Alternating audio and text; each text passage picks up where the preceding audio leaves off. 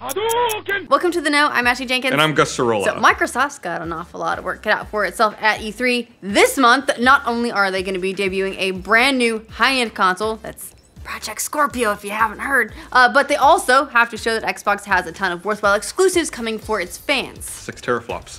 And now it looks like maybe they're thinking about taking some cues from the gaming industry's new hotness, the Nintendo Switch. So judging by a new survey, Microsoft is extremely interested in how gamers are reacting to Nintendo's smash hit machine, and they want to know what in the world is up with everyone's love for the system, especially probably given that they're like, yeah, but it's only got a couple exclusives too. How many teraflops can it do? I bet it's not 6. And based on some of the questions they're asking, there are a few features in particular they're interested in. Are these actual clues to a direction Microsoft could be heading with future hardware, like maybe a portable Xbox? Oh, God, I hope not. But hold off on some of the wilder assumptions like portable Xboxes, which is something they looked at doing in the past and decided not to. So let's talk about the actual survey, which is now live for Xbox Live Rewards members to see how Xbox gamers are feeling about E3. At first, it's your typical survey fare. Microsoft wants you to rate your interest in a number of issues from 1 to 5, with 1 being the least interested and 5 being the most.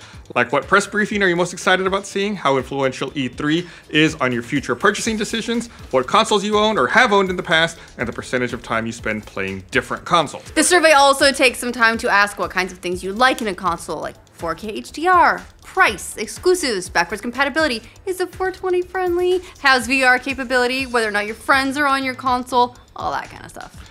And then at a certain point, things get a little stalkery because suddenly the survey turns into a weird obsession with Nintendo as much or more than some of Microsoft's own products. So really, it's like it's like the ex-girlfriend being like, so tell me more. Did she choke you hard? For starters, the second slide of the survey asks what console Xbox Live gamers are most excited about seeing at the conference. Now, seems pretty typical on the surface. It's of course got Xbox Scorpio on there, and given that it's asking Xbox Live Rewards members, it's probably going to be a little bit skewed there. The PS4 Pro, of course, and the Nintendo Switch, but it also lists the SNES Classic Edition as well. Weird, which is kind of odd because up to this point the console is only a rumor. It was first mentioned by Eurogamer earlier this year, who reported that sources confirmed it's in the works for holiday 2017 launch. They didn't give any other details about the retro console at the time, but they did indicate the NES Classic's production will shut down because Nintendo had to ramp up for the follow-up. So, little strange that Microsoft is including it on their pre-E3 marketing survey. Either they know something that we don't, or they're just really curious about how excited people are about the idea of a retro console and if it overshadows themselves or the competition, even if it might not exist. Do you want an Xbox Classic? No. Let's call it an Xbox One. Oh. No. Classic. Yeah, that'd be pretty sad if Xbox gamers said they wanted a 20-year-old console more than the 4K HDR Scorpio. You'd think that, but the NES Classic went bonkers. That's true. After a few more questions, the survey changes gears and gets a bit more Switch-focused. Several slides in, Microsoft asks, how likely are you to buy a Nintendo Switch in the next 12 months? Which really is a factor of whether or not you can find it. Right. Now, following that, there's this additional gem. Which Nintendo Switch feature is most appealing to you? The choices for that question seem to reflect Microsoft's viewpoint on the system's best selling points: price, game catalog, Joy-Con controller, portability, local multiplayer gameplay, or the micro SD card slot. No mention of the awesome voice chat capabilities we're learning about? No, that was missing for some reason. Lastly, Microsoft wants to know which of the Nintendo Switch's features are the least appealing to you. The choices are price, game catalog, lack of backward compatibility, Joy-Con controller, portable battery life, internal memory, lack of console inventory, technical glitches, lack of VR support, and my friends don't own one. Okay. Shots fired at Nintendo, I guess. The survey might as well have asked, have you considered that our competition sucks for these reasons? Let's list some of them out for you. Yeah, let's see which ones are the most suckiest. So trash talking aside, or trash questioning, there are a couple of interesting things here, especially given the survey responses. Now, typically, these kinds of surveys are designed to gauge a variety of things, and sometimes they're hints at what a company might be willing to do in the future given enough consumer interest. Like when you see Assassin's Creed surveys that are like, how do you feel about Japan? Yeah, we're not doing that, but let's talk about Egypt. How about assassins in space? What makes it curious is that Microsoft is so focused on Nintendo's portable console, especially as Microsoft seems to be ditching the generational model and offering a number of ways to join the Xbox platform. Yeah, so we now got the PC, the high-end TV box in the Scorpio, the cheaper Xbox One S, who knows, maybe Microsoft would possibly consider adding a portable or potentially hybrid, at least, device to the Xbox family to fully capitalize on the whole Play Anywhere promise for the brand.